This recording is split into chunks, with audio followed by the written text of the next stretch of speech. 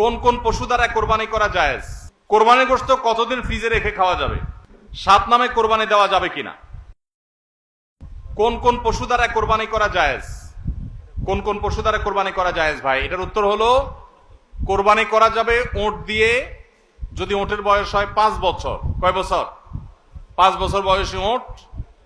আর গরু দিয়ে কোরবানি করা যাবে, মহিষ দিয়েও করা যাবে, যদি গরু মহিষের বয়স হয় 2 বছর। আর ছাগল দিয়ে, ভেড়া এবং দুম্বা দিয়ে কোরবানি করা যাবে যদি এগুলোর বয়স হয় 1 বছর। তাহলে 3 ক্যাটাগরির পশু, ওট আর গরু মহিষ এবং ছাগল ভেড়া দুম্বা, এই 3 ক্যাটাগরির পশু দিয়ে কোরবানি করা জায়েজ আছে। এবং এছাড়া অন্যান্য যেগুলো আছে, বন্য জন্তু অথবা অন্যান্য হালাল পশু, হাঁস মোরগ, এগুলা কোনোটা দিয়ে কোরবানি করা জায়েজ নাই। কোরবানি শুধুমাত্র ওইটা দিয়ে কোরবানি করা জায়েজ আছে, 3 ক্যাটাগরির পশু। কোরবানির গোশত কতদিন ফ্রিজে রেখে খাওয়া যাবে?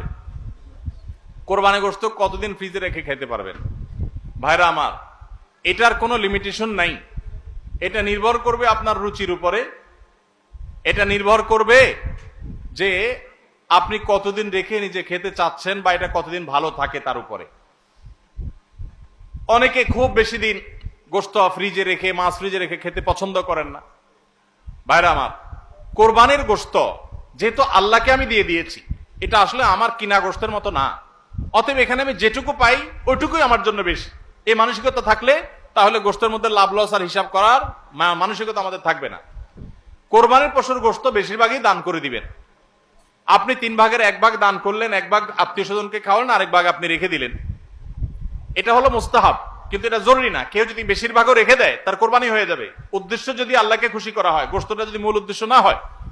কারোর উদ্দেশ্য হতে পারে যে আমি রেখে দিয়ে পরে আস্তে আস্তে আল্লাহর রাস্তে মানুষকে দিব, গরিব দুঃখীদেরকে রান্না করে খাওয়াবো, নিজেরাও খাবো, তো আলহামদুলিল্লাহ তিনি রাখতে পারেন। এটার কোনো লিমিটেশন নাই যে কোরবানি গোশত এতদিনে বেশি রাখা যায় না, এমন কোনো কথা নাই। আসন্ন কোরবানি নিয়ে যদি কিছু নসিহা পেশ করতেন, আমরা বলে ফেলেছি সেটা।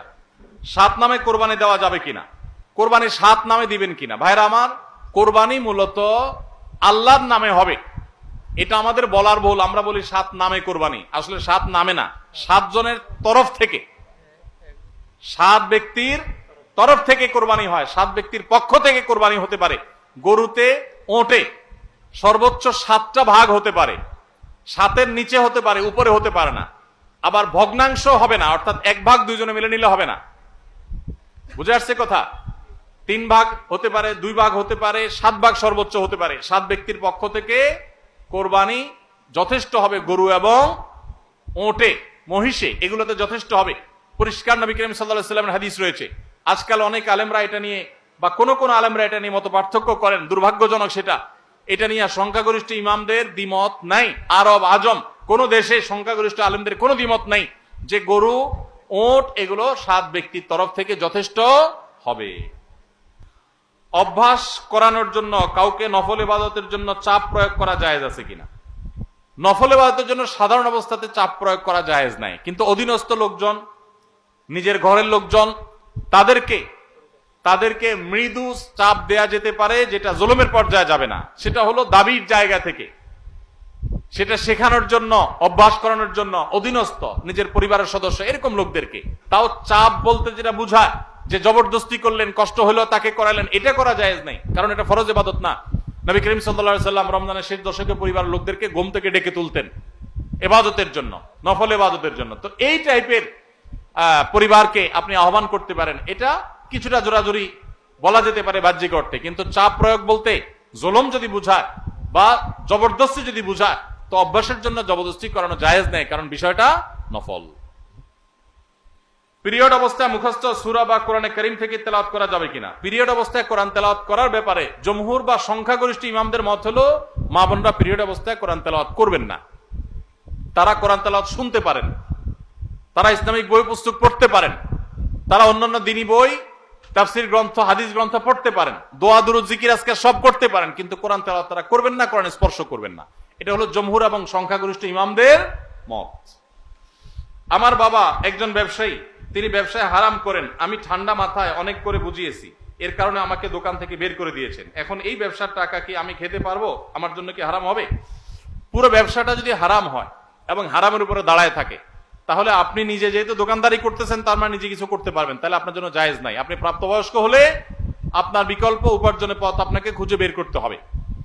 আপনি টিউশনি করে হোক, অন্য জায়গায় চাকরি করে হোক, নিজের হালাল উপার্জন করবেন। হারাম সম্পূর্ণ হারাম হলে সেটার উপর নির্ভর করতে পারেন না। হ্যাঁ, দুই একটা আইটেম হারাম আছে, ম্যাক্সিমাম হালাল, এরকম যদি হয় তাহলে সেক্ষেত্রে আপনার জন্য এটা সম্পূর্ণ হারাম হবে না। কিন্তু বাবাকে হারাম থেকে ফেরাতে পারছেন না, পরিপূর্ণ হারাম, তাহলে নিজে বিকল্প উপার্জনের পথ খুঁজে বের করবেন। কোনো কারণ ছাড়াই এই গ্রামের 3টি মসজিদে ঈদের জামাত অনুষ্ঠিত হয়, অথচ এই গ্রামে পূর্বে সবাই একত্রিত হয়ে ঈদগাহে সালাত আদায় করত। এ নিয়ে গ্রামের মানুষের মধ্যে বৈষম্য, মতপার্থক্য দেখা দেয়। ফলে গ্রামের মানুষ একে অন্যের উপর রাগ, ক্ষোভের সৃষ্টি হয়। ভাইরা আমার, একই গ্রামে 3টা ঈদের নামাজ হয়, 3টা মসজিদে ঈদের নামাজ হয়। আগে সব মসজিদের মুসল্লিরা মিলে একটা ঈদগাহে নামাজ পড়তেন। অবশ্যই আগেরটা অধিকতর উত্তম ছিল, এখন যেটা হয় সেটা উত্তম নয়। ঈদ এটা নিয়ম হলো মাঠে হবে, মসজিদে হবে না। কোন কারণ ছাড়া মসজিদে ঈদের নামাজ আদায় করা এটা সুন্নাহর খেলাফ, মাকরুহ। ভাইরা আমার, নবী করিম সাল্লাল্লাহু আলাইহি সাল্লাম ঈদের নামাজ পড়ার জন্য মাঠে বের হয়ে যেতেন।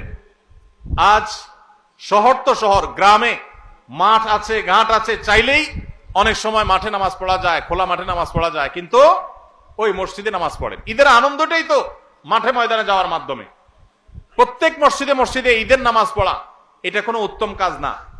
উত্তম হলো কয়েক মসজিদের মানুষ একত্র হয়ে একটা উন্মুক্ত জায়গায় নামাজ পড়বেন, এটাই হলো সুন্নাত। ওইটা সুন্নাত না। মসজিদে মসজিদে ঈদের নামাজ পড়া এটা কি না? সুন্নাত না। অতএব আপনাদের এলাকাতে আগে যেটা হতো সেটা সুন্নাত, আবার যদি আপনারা সেটা প্রতিষ্ঠা করতে পারেন ভালো হয়। ভাইরা আমার, কেন মসজিদে মসজিদে ঈদের নামাজ হয়? কারণ কি? কারণ একেবারে পরিষ্কার। কারণ হলো সব মসজিদের কমিটির লোকজন তারা সবাই নেতা হতে চায়, কেউ কাউকে মানতে রাজি না। আরেক ঈদগাহে যদি যে নামাজ পড়ি তাহলে তো আমাদের ইজ্জত থাকবে না, তাহলে তো আমাদের সম্মান থাকবে না, মুখ থাকবে না। এই কারণে অনেকে দেখা যায় যে তারা নিজেরা সভাপতি, সেক্রেটারি, নিজেরা মোড়লগিরি, মাতবরগিরি করবে, এই জন্য নিজের মসজিদে জামাত শুরু করে দেয়। মোড়ল মাতবরগিরি করার যদি উদ্দেশ্য হয় তাহলে এটা কিসের ইবাদত? ইবাদত যদি নবী করিম সাল্লাল্লাহু আলাইহি সাল্লামের আনুগত্যের নাম হয় তাহলে আপনার মসজিদে নয়, বরং সেটা মাঠে হবে। প্রত্যেক মসজিদ না, কয়েক মসজিদের মানুষ মিলে ঈদের নামাজ হবে। দেখুন, ইসলামের নামাজের ব্যবস্থাপনাটা এত সুন্দর। 5 ওয়াক্ত নামাজ পাঞ্জেগানা মসজিদে হবে। প্রত্যেক এলাকার ছোট ছোট ঘর বাড়ির, ছোট বড় ঘর বাড়ির লোকেরা তারা দিনে 5 বার একত্র হবে, কুশল বিনিময় হবে, একজন একজনের হাল পুরসি করবে। এটা একটা সৌন্দর্য। আবার জুমার নামাজ, জুমা মানেই হলো একত্র করে, যে অনেকগুলো পাঞ্জেগানা মসজিদের মুসল্লিদেরকে একত্র করবে জুমার নামাজ। আবার ঈদের নামাজ হলো অনেকগুলো জুমার নামাজের মুসল্লিকে একত্র করবে, আরো বড় পরিসরে হবে, সেটা হলো ঈদের নামাজ। আর আরাফাতের ময়দান হলো গোটা বিশ্বের মুসলমানদেরকে একত্র করবে, সেটা আরো বড় পরিসরে। এটাই হলো নামাজের সৌন্দর্য। এই চেইনটা ইসলাম দিয়েছে, কিন্তু আমরা সেটাকে নষ্ট করে ফেলেছি। এই জন্য আপনাদের গ্রামে যারা 3টা মসজিদে বিভক্ত হয়েছেন তারা আবার একটা ঈদগাহে একত্র হন। আল্লাহ আপনাদেরকে সুন্নাতের উপর আসার তৌফিক দান করুন। আমিন।